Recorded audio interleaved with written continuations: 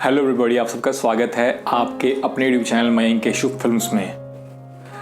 दोस्तों, इम्पॉसिबल, क्या ऐसा कोई वर्ड सच में है? नामुमकिन, क्या आप मानते हैं कि कोई चीज़ नामुमकिन भी हो सकती है?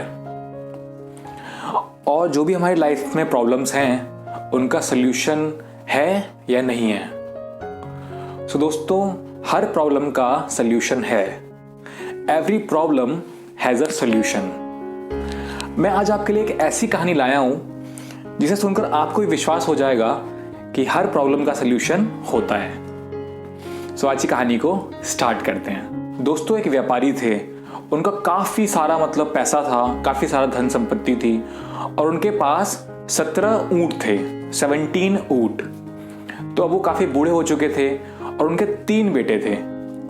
तो जब वो बूढ़े हुए तो उन्होंने वसीयत लिखी और वसीयत सभी बेटों को दी गई कि मेरे गुजरने के बाद जो मेरे बेटे हैं उनको इस वसीयत के मुताबिक मेरी धन संपत्ति दी जाएगी।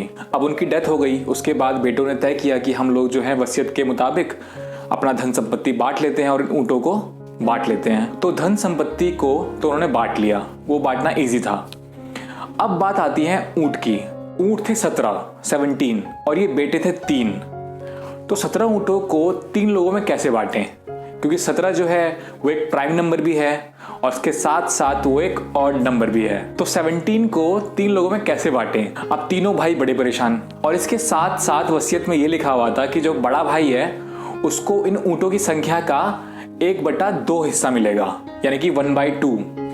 जो दूसरा बेटा था, बड़े से छोटा, उसकी वसीयत में लिखा हुआ था कि इसको 1/3 यानी कि 1/3 इन ऊँटों की कुल संख्या का मिलेगा। और जो तीसरा सबसे छोटा बेटा था, उसके वसीयत में लिखा हुआ था कि उसको इन ऊँटों की संख्या का 1/9 यानी कि 1/9 मिलेगा।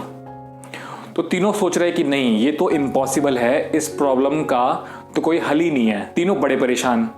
तो तभी एंट्री होती है एक बुद्धिमान व्यक्ति की। बुद्धिमान व्यक्ति देखते हैं कि भाई तीनों परेशान हैं, उनके पास जाते हैं और पूछते हैं कि बताओ भाई बात क्या है।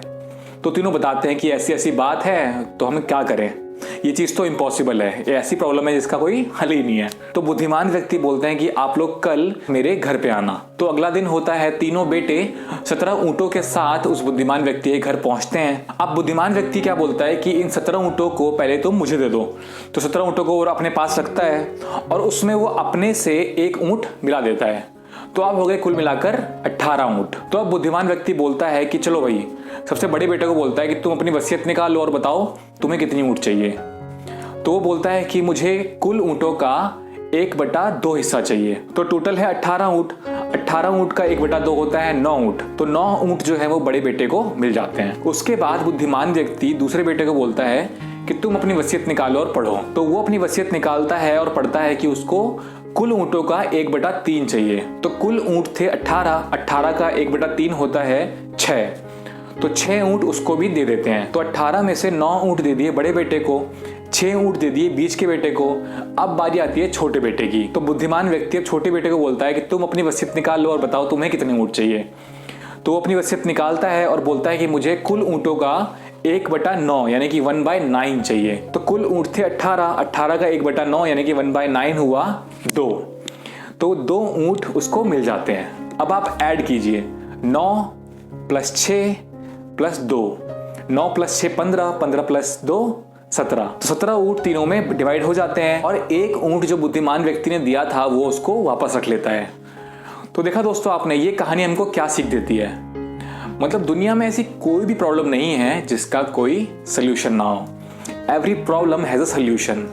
और मैं ये कहानी इसलिए बना रहा हूँ क्योंकि आज मेरे एक ऑफिस से काम में भी ऐसा ही हुआ कि मुझे कुछ प्रॉब्लम आई। मुझे भी एक पल को लगा कि इसका सल्यूशन नहीं है, लेकिन मेरे कॉलीग ने उसको सॉल्व कर लिया पूरा दिमाग लगा के, और तब मुझे बिल्कुल यकीन हो गया कि every problem has a solution. तो इसीलिए स्पेशली मैंने ये वीडियो बनाई है आज। सो दोस्तों, आप भी बिल्कुल यहाँ से मान लीजिए कि हर प्रॉब्लम का सल्यूशन है, तभी आप उस प्रॉब्लम को सॉल्व कर पाएंगे। वो कहते हैं ना कि अगर लाइफ में कोई प्रॉब्लम आए तो भाग लो या तो भाग लो, यानी कि या तो भाग लो यानी कि भाग जाओ, रन, या तो भाग लो, ये पार्टिसिपेट करो।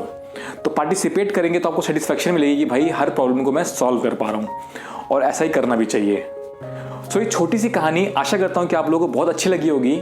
अच्छी लगी तो प्लीज़ वीडियो को लाइक करना। अगर आप लोगों के पास कोई स्टोरी हो तो आप लोग keshumayank@gmail.com पे मुझे मेल कर सकते हैं। आप लोग मुझे मैसेज भी कर सकते हैं मयंक केशु फिल्म्स इंस्टाग्राम पे, और मैं आपके लिए वीडियो अपलोड करता हूँ हर मंगलवार, गुरुवार और शनिवार को। सो मिलता हूँ अगली वीडियो में, तब तक के लिए बाय।